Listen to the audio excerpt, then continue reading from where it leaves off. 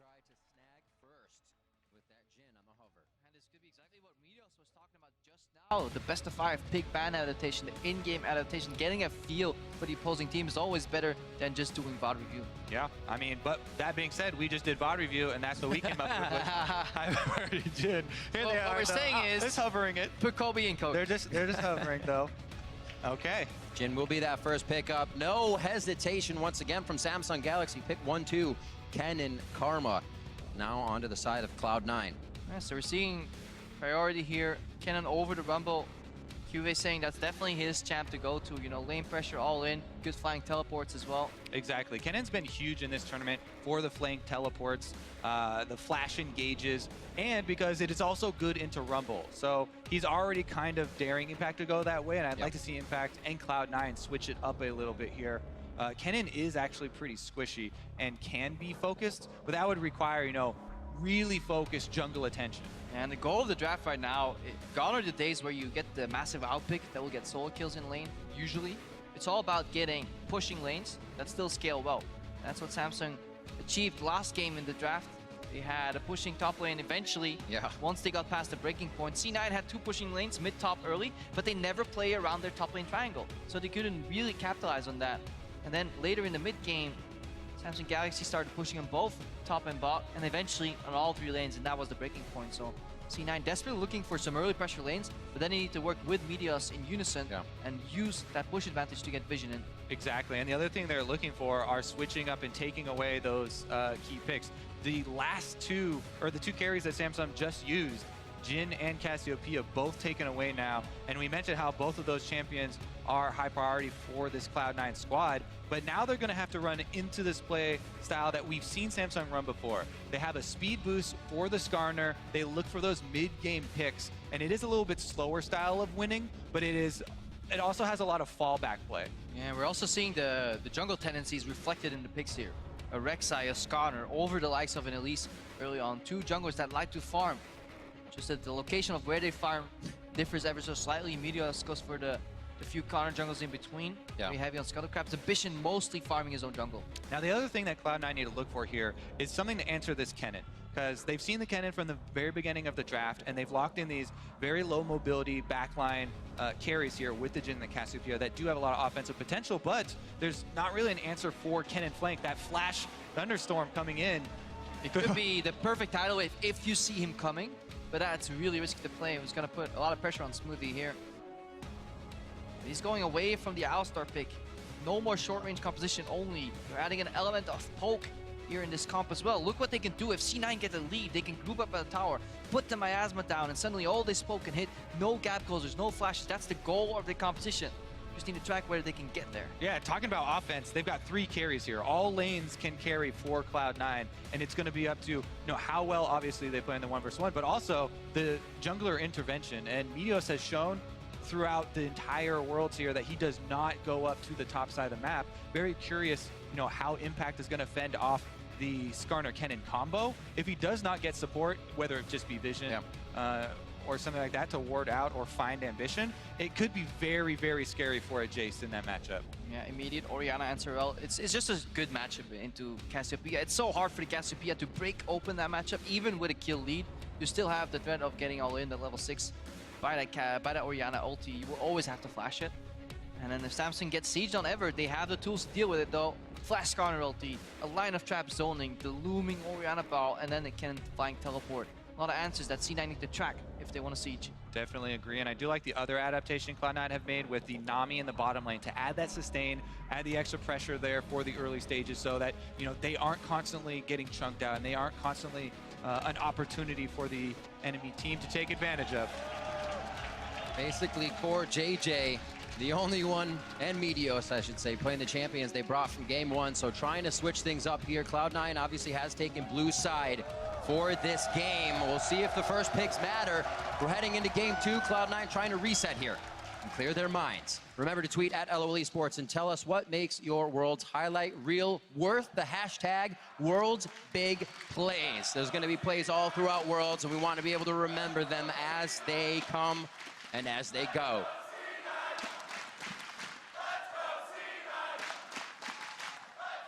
Crowd once again behind Cloud9 as they step onto the Rift. We are heading into game 2 of this best of 5. The teams have swapped sides. The rosters have been shaken up with champions. And we'll see how it plays out in game 2. Definitely a risky comp here for the underdogs, Cloud9, with a lot of damage and the potential to snowball. But they have to, get something going early here because Samsung, they have a lot of flash playmaking abilities. Skarner and Kennen can pose a very big threat to the back line. Yeah, they're rolling the dice here.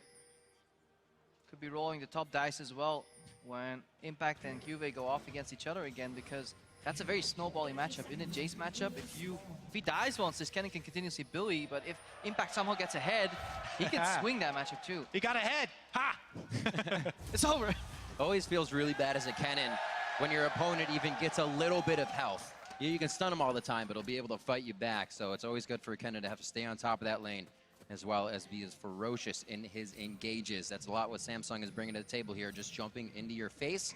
We'll see how Cloud9 reacts once we get to that point in the game. A little top-heavy set here as they just kind of hang out in the jungle, looking to pick up some gold. And I wonder if Meteos is going to go for the Wolf start, where you smite them early, and you basically leave the Wolf Sprite to kind of patrol your left side jungle, so make sure that Skarner doesn't come in and steal the early blue buff away, because then you can return at level 3 or 4, hand off the blue buff to your mid laner, and then swing that matchup into Jensen's favor. He definitely needs some help. Jungle presence, early lost chapter rush, maybe just the early blue buff, anything that can help or get out sustain.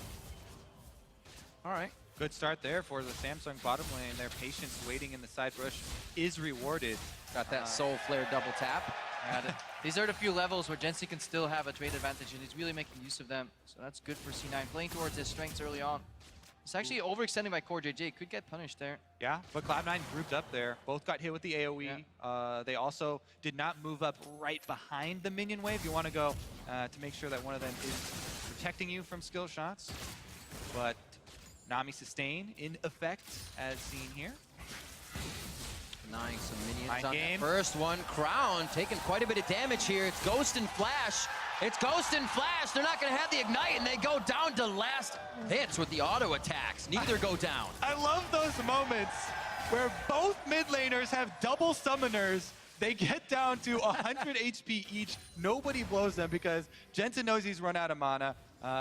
Here we go, though. First room. You should have seen him. This is big. You should have seen him. He's trying to kind of bait it out now. He knows it's there with these steps. But we got to go back to that trade there. Jensen was doing it so well. He was weaving auto attacks in between his E's overall, but then at the end, he went for the QE combo, ran out of mana. And that's exactly what Crown knew. He knows this matchup so well. Good pressure.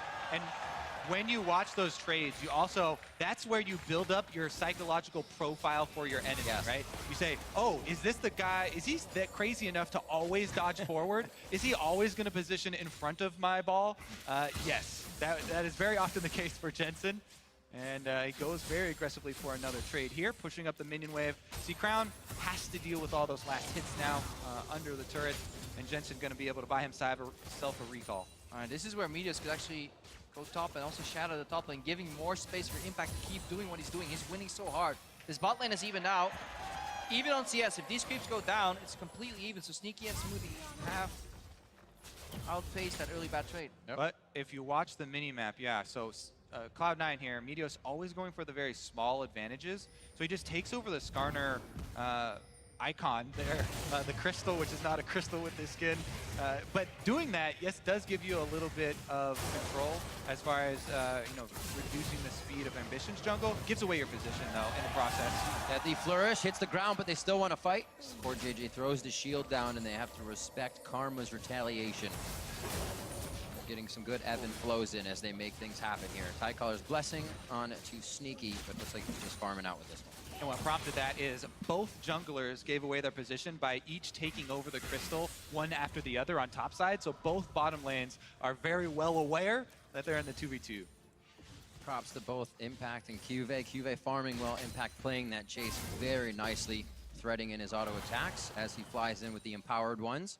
Focus on this bottom lane here. 30 to 29 as Sneaky is caught up in CS with a bit of pressure they put on Ruler and CoreJJ. Yeah, but Ruler must know how to play against Nami. CoreJJ as well must have watched a lot of games from Wraith, the substitute support from Samsung Galaxy.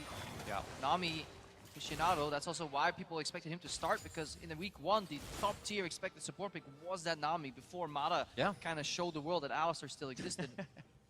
And that's the thing, when you have a support that's at the same level or just around the same high level of play as your quote-unquote main, you can even practice against them. You don't have to just watch tape and watch VODs of the matchup. They can go into custom games and trade over and over again. Oh, obviously Tiamat coming in for Meteos. He can continue to farm his jungle quickly. See Cuvee put a little bit of deep wardage in to see if they can start making some moves off the tells of Cloud9 once Meteos passes that. 43-41 here in the top lane. So far a different game, but it has not exploded here. We haven't seen somebody take the lead. Yeah, and one of the big differences is, yes, the draft, but also Cloud9 not really trying to force plays anymore.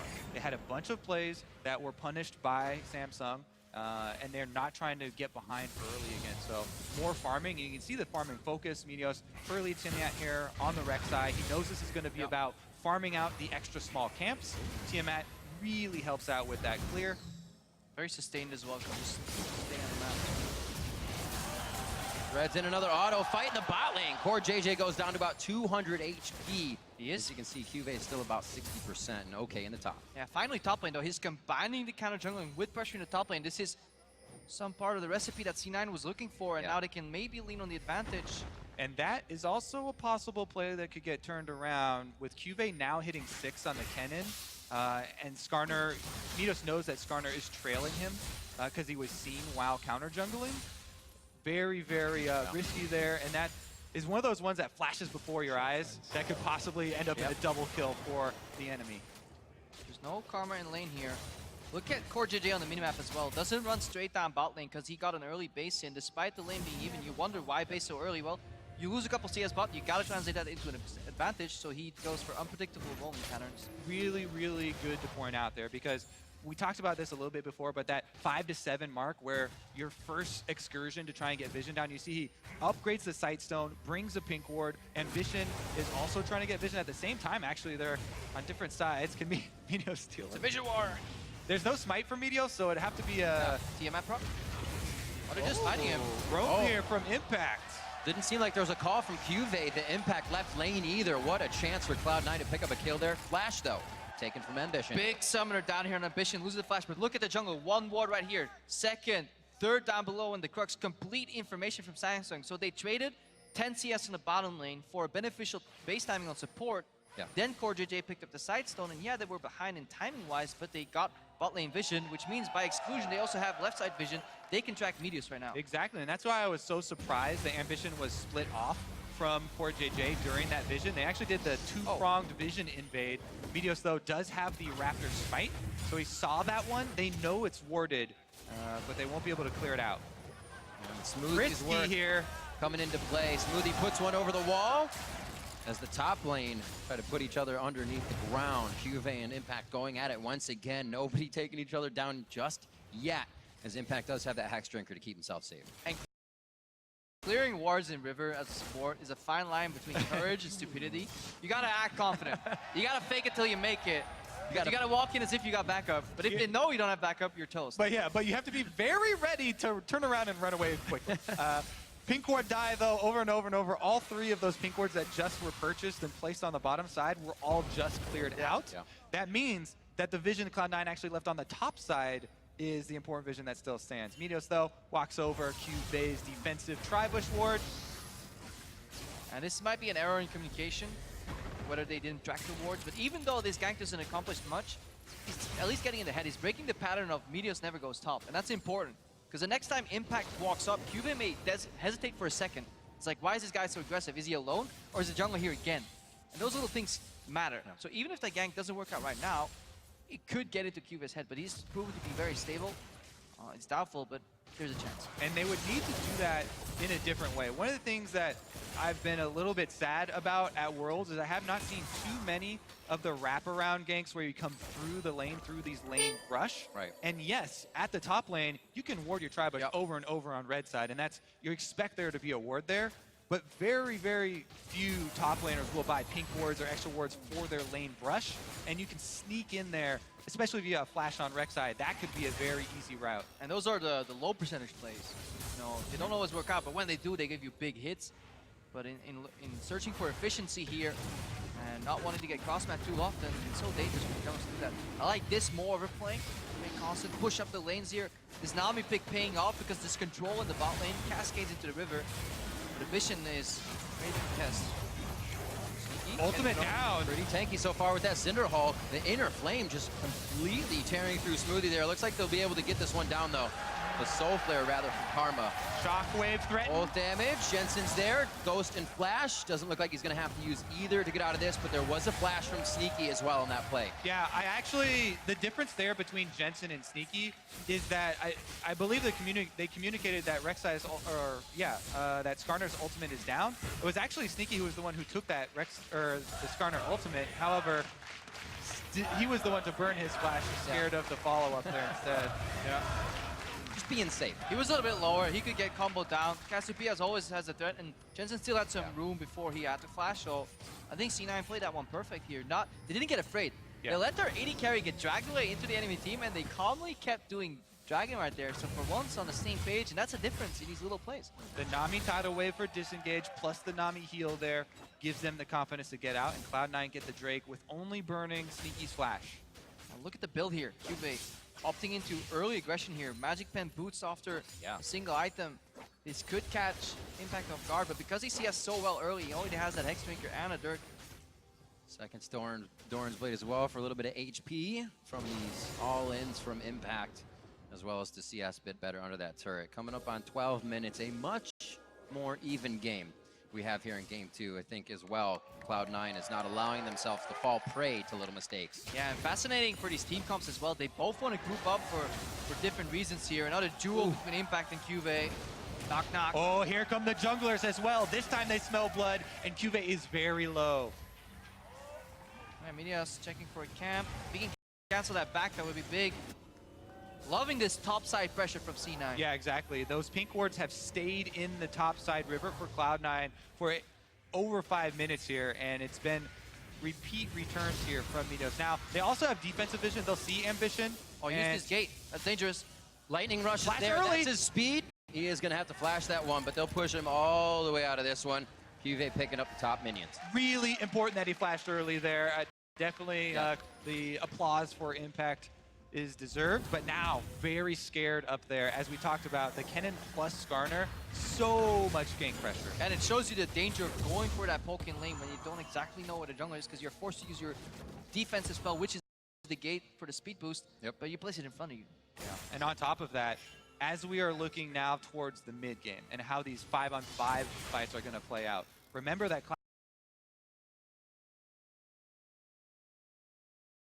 Cloud9 are running this high pressure, high damage backline, but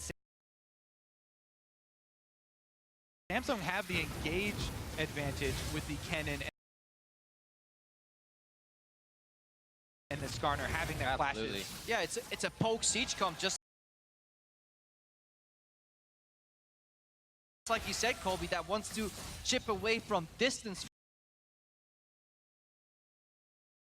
First, if they run head-on, of course Samsung Galaxy is going to win. They put the Skarner ulti on one target. Once the defense comes in, instant Orianna ulti, and it's over. But if they can use the Deadly Flourish, and they can use some of that poke from Impact in the top lane. Fallen yet on the map, but they have come very, very close to these attacks.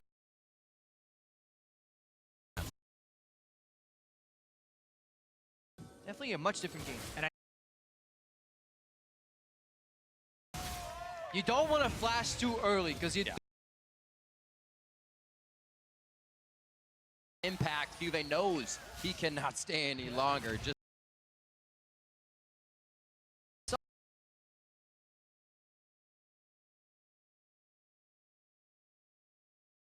this game he was pushing early, but he got afraid. He got pushed back in lane. Exactly. A Caitlyn Karma, while it's oppressive and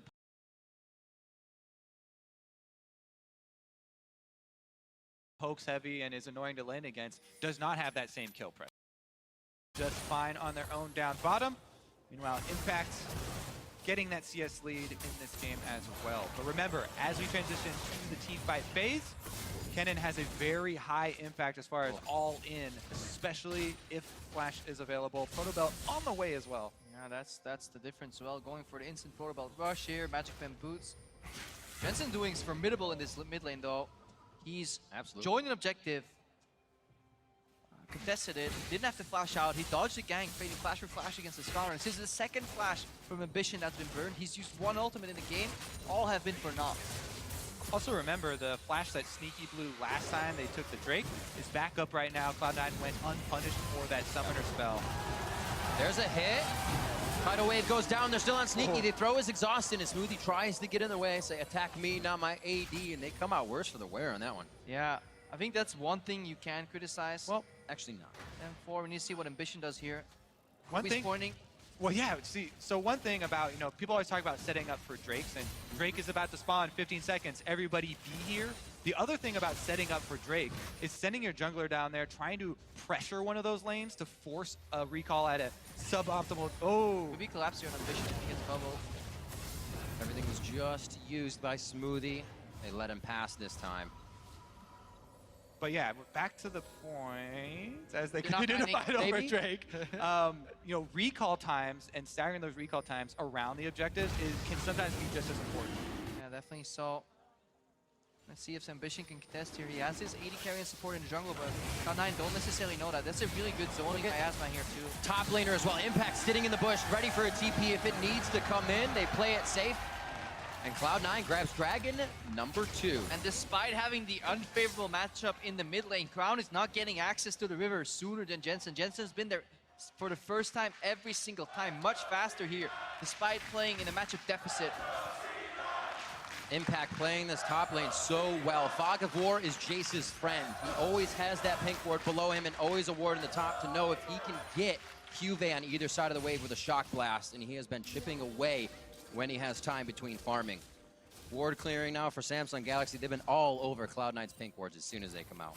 Yeah, the battle over vision in River has been very tense this game. Meanwhile, in the top lane that you're talking about as well, with Impact and Juve, and talking about backing up and looking for those teleports, there is a pretty big opportunity cost to teleporting away from a Jace lane. Because Jace can very quickly melt towers. The first turret gold is still on the map here, so if there's a huge fight bottom lane, there's... You were saying? You were saying? Ruler flashes over the tidal wave. He goes for a surf, and Core JJ still getting the shots in. Smoothie with 350 health lives on that one with just about 100 under his belt. Impact forced to go back as he's not ready for Ambition and Cuvée together. Yeah, a lot happened in these last 2 minutes right here. Again, this is the time of the game where Samsung Galaxy usually ramps it up. 15 to 20. This pink ward survived again because Meteos was shadowing the lane. He was there to protect that, which means Impact can keep playing aggressively, and they're going for that first gold turret that Kobe was talking about because it was a race. They had to commit because C9 made a misplay in the bottom lane. They missed some spells, and they still decided to fight on. And they end up dying. Beautiful flash from Ruler there through the tidal wave. Definitely a huge point of power for Samsung, this bottom lane. That was not the side of the map that was talked up so much. You know, Ruler, one of the new guys on the block, and Core JJ, you know, swapping roles, going back to Korea, coming in. Yeah. And such a huge part of their run to get to Worlds. And that bot lane play, see, it all stems like, here again. it goes back to the previous trade where they engage on the support far too often and getting not so beneficial trades for C9. So they shifted their mentality, said like, we need to stop trading on support. So they went ham to get the Caitlyn, but they missed everything. And if a Caitlyn can sight up the bubble, there's so much punish, especially when the Karma can then land the AoE in very predictable fashion here. Cloud9 overreaching, honestly. Yeah, we return to this theme of Samsung being very good on the defensive and being very quick to throw counter punches. As soon as Cloud9, that was a Cloud9 offensive play in the bottom lane. They went for the bubble. They moved up with the heal to try and get positioning. But Samsung cut off the retreat. They lay down the trap right behind Sneaky. He walks onto it, and they secure their kill 2 versus 2. Mid lane on to Crown. Oh, Cloud9 says king me real quick. And that Crown can goes move down. that can move right into mid pressure here. Cloud9 have a ton of extra damage in top and mid. Gonna try and burn down the turret. And you can see exactly what happened there. Crown died with both Ghost and Flash up because it was a beautiful miasma. Look at Meteos' Flash. It's down. You can only see what happened. It was Ghost W from the Casio, Flash knockup from Meteos, and suddenly Crown, yes, he has his ulti, but he couldn't even get it off in time. Completely caught off guard. And that's mainly because if you look at the left side, Pink Ward Vision. Vision control in the river is paramount to control of the map. Yeah. Incredible Cloud9 completely wiping game 1 out of their minds, coming in even stronger in game 2 and playing proactive enough to get themselves first turrets and kills under their belt. Jensen now sits pretty in mid lane. That Abyssal Scepter is complete. He's got a little extra money as he goes towards his Rylai's. And just to point out how stark the contrast is, let's see this again, actually. With this play here, yeah. Oh, that was sneaky. So beautiful. Cloud9 right now are even and slightly ahead of Samsung Galaxy. Samsung Galaxy in their last 3 games, which were all wins, was up at least 8,000. They were on average 8,300 up and 20 minutes. Right now, they're bang on even, so this is a whole different world for them now. And something important in that play as well is it kind of speaks to the mentality of Meteos in the front line here. Even though they're playing a more cautious game and they don't want to force as many of those super early game plays that are fairly low percentage, he still has to have the killer instinct to flash it for the knockups when you see something like that. An opportunity so clear as that, and that is important to know that Cloud9 still have that after that huge loss in the first game. Yeah, and honestly, it's great to see that he went for the play despite a flash knockup in the last game, honestly costing them the game. Not because he failed, but there was lack of synergy. This time the W from Jin was perfectly timed. Meteos also, yeah, killer Titanic instinct. Hydra. Very killer. It's like they want to put the pain down Cinder Hulk into a bit of good damage for himself. We'll see how they continue to use that. Placing their wards forward a little bit more, something Cloud9 lacks in a lot of cases, and they play around too much fog of war, but here they are trying to light up the map. And they're setting up around this dragon so early. Vision control is always there. They're punishing Samsung Galaxy from entering, because look, it's 2 Ocean Drakes. They're not the best for C9, but denying them of Samsung Galaxy is a big hit because Samsung's playing as the Pokemon. They would have loved to have these Ocean Drakes. A very good point. Wards continue to be moved forward. Cloud9 looking at a 30-second Infernal Drake to get a little bit of buff on their damage. Yeah, that is going to be huge because anytime you talk about a very high damage backline, a 3-carry team. 4 carries. 4 carry team, but well, yeah, Titanic. That's true. So it's not going to. Okay, 4 carry team. There you go. The Infernal Drakes are that much more important, and it is spawning now. Also, look at how the vision is creeping up into Samsung's jungle. This might be the point where Samsung call it though. Yeah. They have Flash on their engaged champions, and they're moving in. They're moving in, but they can't grab the tank, and the Impact moved down because he doesn't want to teleport in. He's a Jace. He wants to poke before the setup. Remember, the C9 is a poke composition. They do not want to hard engage. They want to keep moving Samsung Galaxy left and right, whittle them down. That's why it's so important to push these waves up, because every time you push up the wave, you buy 5 seconds. Kennen's trying to clear in the mid lane, so Cloud9 move in and get vision control. And we can see the combo right there. It's tag into Jin W, into Miasma, into more poke, re-engage, or disengage rather. That's what they're running here. You gotta be so wary of the hard engage from Samsung. This teamfight could be over in simply 3 or 4 seconds if Samsung pull the trigger. The only one, oh, beautiful ball movement over by Jensen. Causes the dragon to have to be fought. C9 says we'll take the fight as well. That follows after. That's gonna be, no, that's Ambition getting it. Looking like it was a Rek'Sai, but it's Skarner. Meteos has to get out of this fight. Still waiting for Ambition's flash engage.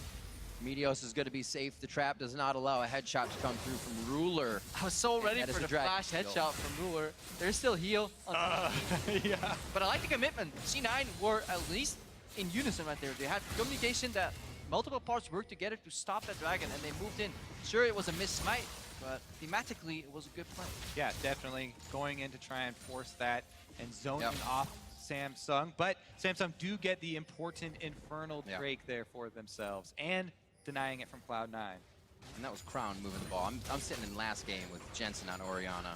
My mistake. So 39.7 to 39.5, but a 30 CS lead here for Impact in the top lane, and he has been giving Cuvee hell. We actually thought to see Ambition and Cuvee making work up there. The Impact going back to top die. Yeah. Trying to get those kills. Good rotation here too. Suddenly Caitlyn top looking for that turret after the long lane was established earlier. Smoothie can't really do much.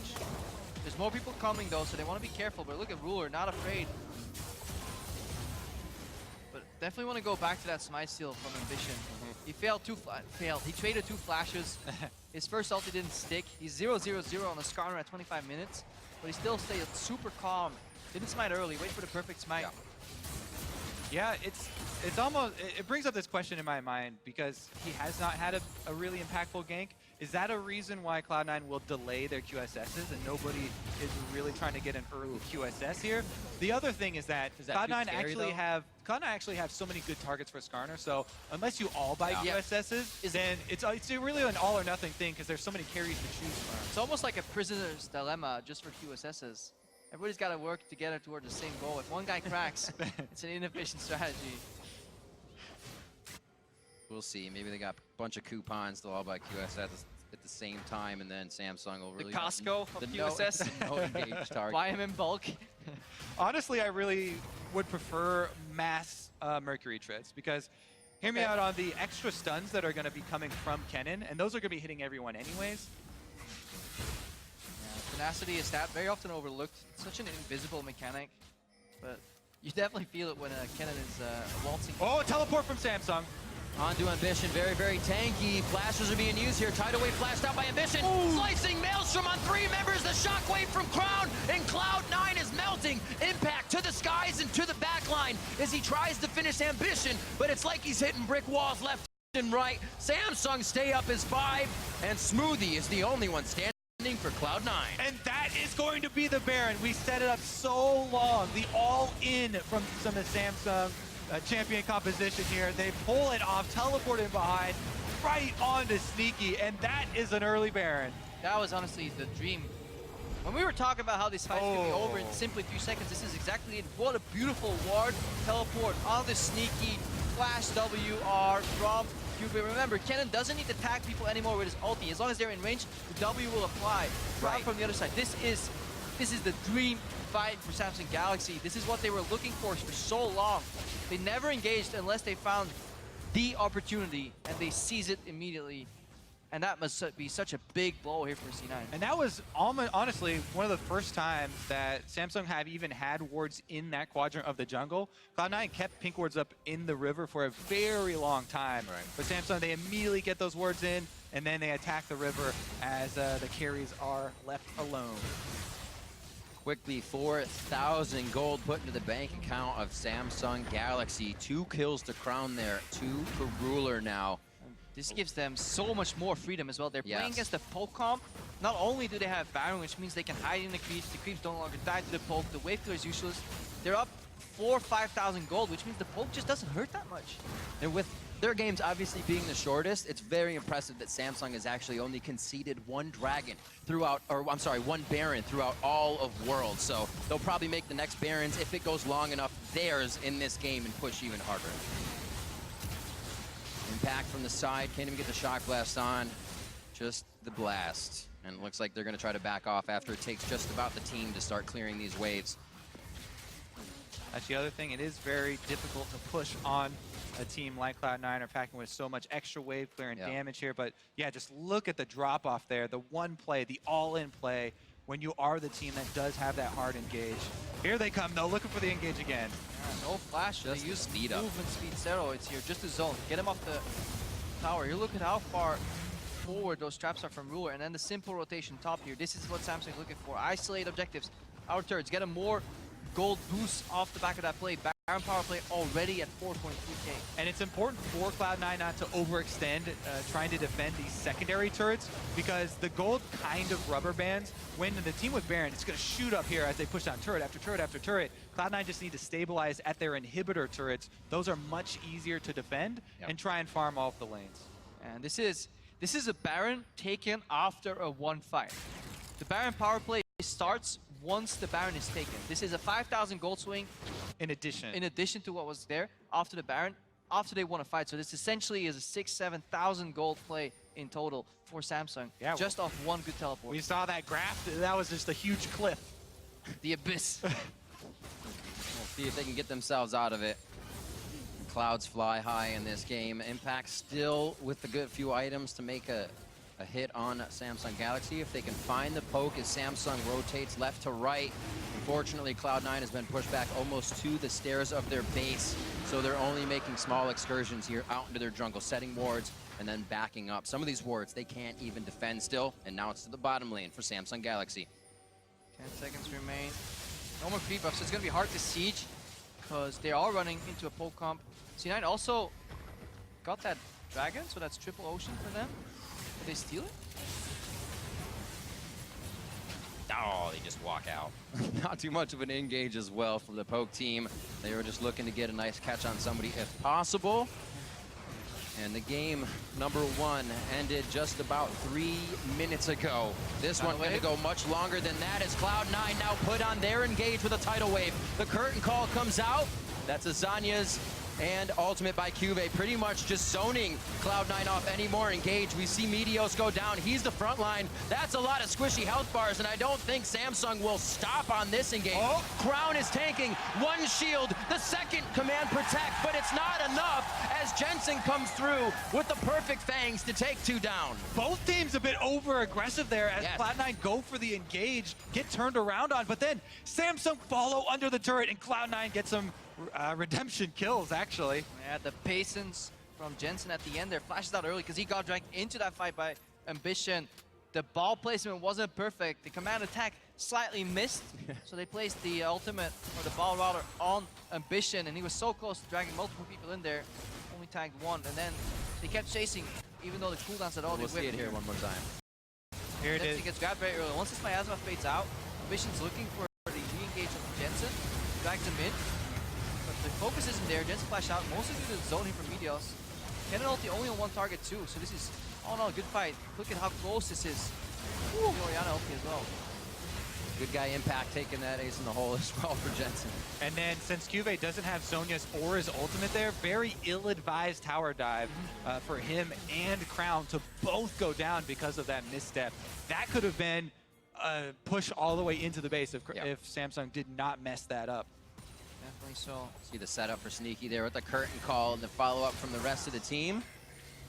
Cloud9 still putting up a fight at the front door. It's really weird. C9 need to get a fight where they poke enough so they can use curtain call early, or poke enough, go for a very short fight, and then hunt people down as they run away with the curtain call. Sneaky looking for a position to carry this game here, but at all times and at all costs, C9 need to not repeat what happened earlier. They need to avoid the teleport cannon flank. And that's so difficult, you know, moving forward. As the map is now bigger and bigger with all of the Cloud9 turrets going down, there's so many areas that they have to worry about wards being in for the TP flanks of Cuvee, for the flash engages of Kennen. And I really need to see the Cloud9 backline actually spread out so that if one of them gets caught with a Kennen ultimate, that's not bad for them. But if all 3 of them are taking that, and that's going to be the way the team fight crumbles.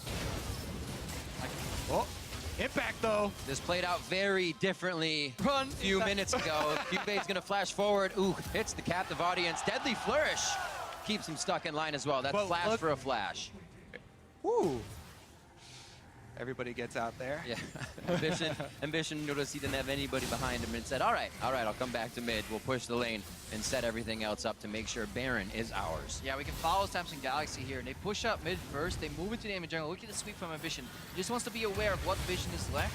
Gets his crystal. And then they deny some of the vision that's left in the Baron pit from C9. So a couple pink wards there. Suddenly, Samsung Galaxy with really good vision control. Yeah, crucially, in that last 1v1, where Impact flashed away, Cuvee also burned his flash trying to follow. And that is a huge team fight tool. The flash on Impact, not nearly as important. Enormous. Right now, though, Samsung want to pull Cloud9 out into the open territory where they can collapse again. But look, they know their Baron setup might not be perfect. They don't have the flash on Cuvee. So while C9 desperately, or very calmly face-check that area, they trade that for base timings.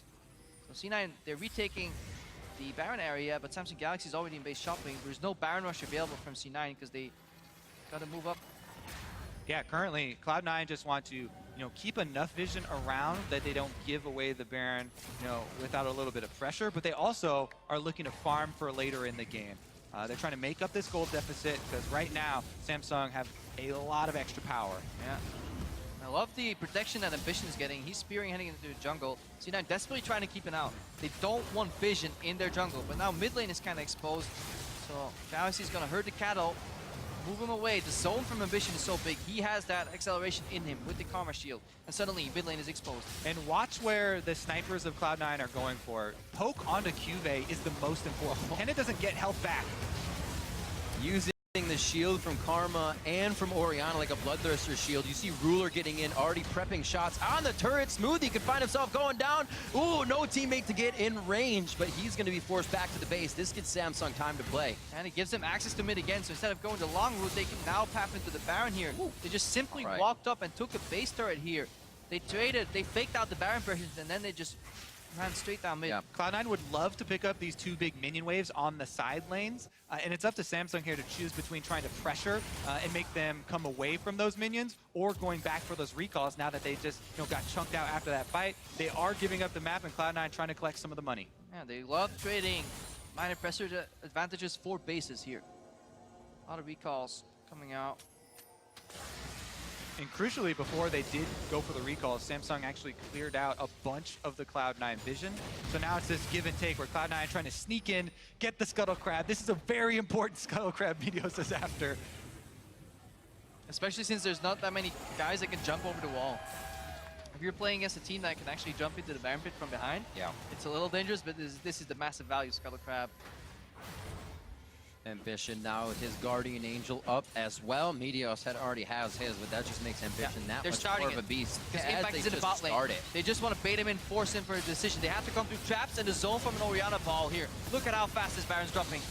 There's a TP coming in. It's a little far behind. Cloud9's going to try to take the fight. Meteos is in by himself. That was the flash in as well. Guardian Angel comes up. He might be able to tunnel down.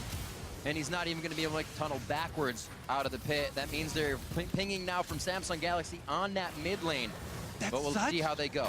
That's such a risky play, and considering Meteos also has Guardian Angel, you're giving up even more if you go for that flash steal, which is very low chance of success. But Cloud9, they do disengage without giving over more deaths. However, this is going to be a huge push for Samsung. I think they definitely get inside and get at least one inhibitor. A great setup right there. Damned if you do, damned if you don't. For Meteos, what's he gonna do right there? He had very little time to make a decision. Oh! What a flash! 2 down now. Jensen, 60 seconds on the clock. Smoothie just gets auto down by Ruler as they follow up with the damage. He's going to go ahead and drop the inhibitor as well. Top lane was being pushed by Ambition, but he joins his team now inside the base. 10+ minutes from game 1. Samsung Galaxy looking to make that repeat, and they take down Sneaky before they look once again at the Nexus. 11-4 in game 2. The final shots from Ruler to take down the Nexus, and Samsung are up now 2-0. Samsung looks so impressive, and they're already making this case, threatening the other team, saying we want to go very deep here at Worlds. They want to go all the way to the end. Yeah, the way they can take a small opportunity and just punish super hard is impressive. There are still holes in the early game though, and if C9 has learned one thing from this game is that they can keep it even until 18-20 minutes into the game, and if they keep that vision swept and they don't allow Cuvee to teleport in, there is at least hope. Because they had the compositional advantage in certain setups. They had the early dragons, the push, the poke, it was all there. But you gotta be so consistent. The flip side of it seems terrifying. One fight, and what Samsung can cascade off of that has been incredible, because everything else has been set up with their even. And that's also the nature of these compositions. When you play kind of shotgun versus poke, if you let it fire once, it's over. You get a lot of shots. But if you get a Kennen in the back line, and that was beautiful flank. It was Kennen from the back, Orianna from the right side, all the other members from the left side. Everything piled on. Double pincer. You have to have patience when fighting Samsung, because they are definitely not going to take a very risky move early on in the game. They're much more comfortable playing the defensive game, looking for the counter punches. And you can see why, because they only need 1 or 2 opportunities to take it home. We can praise C9 for how close they kept it, but that's only because Samsung is such a strong opponent here, and they're making definitely a case for running it all the way into the finals here. Such clean gameplay in the mid game. Well, we'll have to see what happens in game 3 now for a look at how Samsung Galaxy pushed their way to match point. Let's send it over to Dash and the desk. Thank you very much, gentlemen. Another solid win there for Samsung Galaxy, making it 2-0 on the series so far. And gentlemen, let's go right back through the whole situation, starting with Champ Select. We had some thoughts about changing things up, especially dropping the Nidalee ban, which we saw Samsung ban out themselves. They go for the Olaf in place of it. All for naught. I mean, the draft was super interesting because the big priority here is these Jace comps. You know, we've seen a bit of Jace this tournament. SKT looked really good on it. The no-tank Jace comp, they pulled it off, but super hard. You know, the one flank and you're kind of done. And so you're like, okay, but they do have a tank. They have the Rek'Sai, but consider the Rek'Sai build here. Titanic Hydra was the rush. The tankiness wasn't there early enough, so it still was a very brittle front line. And then, you know, one time they don't respect the teleport play, and from there the game snowballed fast. Yeah, and to me, Samsung picked a very strong fighting team here, but the impressive thing for me is that they kind of won in a slightly different way. All of the prep leading up to this was thinking that they had a much more narrower champ pool. This was the first Orianna we've seen from Crown since he's been on Samsung, and he's been on that team for a while. So even though it was a little bit slower, and as Kobe mentioned at the end of the cast, there were some weaknesses in the early game, their team play was exquisite, and this was a different type of team composition that Samsung was still able to crush with, which makes it even scarier for Cloud9 going forward. I think we have to address the change that Cloud9 made, going smoothly from a roaming support into a laning phase, and they're able to keep themselves in the lane for a little bit, but eventually lost that 2v2 and lost pressure. But the one thing that I want to kind of shed light on why the game stalled out wasn't so much for Cloud9 being able to lane very well. While the top lane did go relatively well from Jace, I did feel like a big reason why the game stalled out was Ambition getting caught out at the 7-minute mark. He has to burn his flash because he doesn't respect the pressure in the top side. And in this composition from Samsung, if you don't have the Skarner flash to initiate and make plays, you're not going to be able to punish until you break the laning phase, until it gets to a point of grouping up. And that's what allowed Cloud9 to really stall out the game. Otherwise, those early moves like that Dragon play would have been complete disaster. Yeah, so we did see a bit, as you mentioned, a slower start to the game. And you've already kind of identified some of the reasons why you think that might have been. But I do have to recognize at least the fact that across all lanes, it seemed like C9 was stacking up a little bit better, right? We weren't seeing solo kills in the top lane between Cuvée and Impact. Yeah, but I think that does tie in a little bit to what Crumbs was saying. When you have a pre-6 Skarner, his Skarner, his gank threat is not very good, and then a post-6 Skarner without flash has very poor gank threat. So the fact that, you know, C9 was able to stall out the game is actually Samsung wasn't pushing their advantage because they didn't have a jungler. C9 should be able to gain advantages because Meteos is able to make aggressive plays. But when the difference between Samsung making a mistake is the game stays even. When Cloud9 makes a mistake, they go down 5,000 gold. And it felt like Cloud9 was just like a soccer mom minivan. They're just unable to reach high speeds because they had such an advantage in the top side, and they were just not able to push harder. They got to a point where you would have felt like the Jason to the Kennen matchup. We've seen it before with the Maw of Malmortius is able to really bully that lane. If you put a little bit more pressure, once he has that spike, you can just hammer it all the way into the tier 2 turret and get turrets that way. But we just never saw them get to that setup, and I have to, you know, put a little bit of blame in the jungle, in the actual pathing and making sure he's established with vision. I mean, you put the blame in the jungle. I was taking notes. I was looking for when are the QSS coming? Because if you're going to take this no-tank, high-damage comp, you have to be respectful somewhere. The draft isn't, you know, you're opening yourself up to engage, so you need to have an answer. The QSS for the Skarner ultimate. But 35 minutes into the game, there was 0 QSS. I believe as the game ended, there was still not a single QSS. If it's going to be the Titanic Hydra Rek'Sai walking up, he's going to lose that Guardian Angel instantly. If it's not, they're going to lose their life instantly. So I feel like if you're going to make the big moves, you need the items to back it up. They went full damage, and suddenly no one can push because they're just going to get Skarner ulted and die. And while we talk about a slow early game, or at least a slower one than game one, Samsung's mid to late game decision making is still just as crisp. And I want to pull up our replay, which is brought to you by Acer here at a 4-0 at 26.5 minutes, putting Samsung ahead and being tied in gold all game, after being tied rather, gold all game.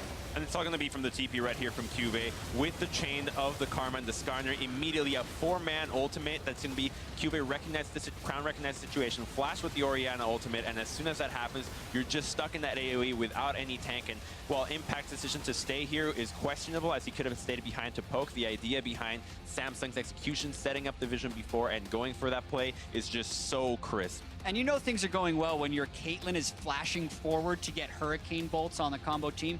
And Papa Smithy, to your point about the QSSs on Cloud9, I don't think it actually would have helped them there. Never did I actually see an Ambition ultimate that led to a positive play, and Cloud9 was trying to build damage, but they were losing in the huge, giant team fights, and they just did not have the initiation or the positioning to pull off positive plays, and Samsung did. But I do love your spotlight on Caitlyn in particular, the aggressive flashes, the playstyle.